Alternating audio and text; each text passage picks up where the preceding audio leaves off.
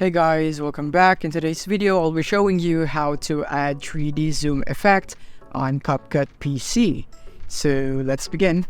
So here we are in CapCut PC, and now what we're gonna do for this one is that from here, in this video, we would be going to edit this with the 3D zoom, but to do that, we need to first cut this subject from the background or from this photo. So we're gonna go here into our browser and go to remove.bg, and right here, and we're gonna upload an image right here.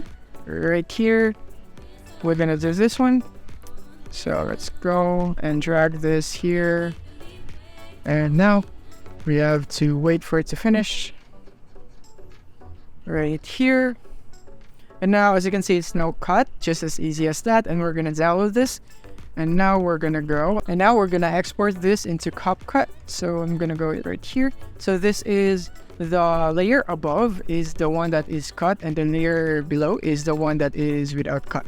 So all we have to do basically is add zoom in to the top layer. So it will be this one. I'm gonna add zoom in, go into video, and from here, make sure your play is in the beginning and set add a keyframe for your scale, and then go a bit forward into the video right here, and we're gonna go for 30 right here, 130, and just like that, and maybe like this. Let's add a keyframe just like this one right here, so that it would cover this part of her, so that it won't be visible, just like this.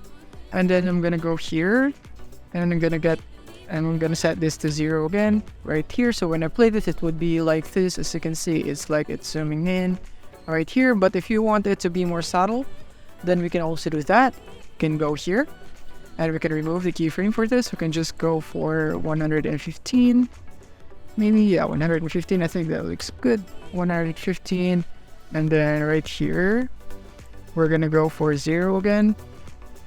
0 right there. And when we go and play, as you can see, it's like this. It's like it's zooming in. So yeah, that is basically how you add 3D zoom effect on CapCut PC.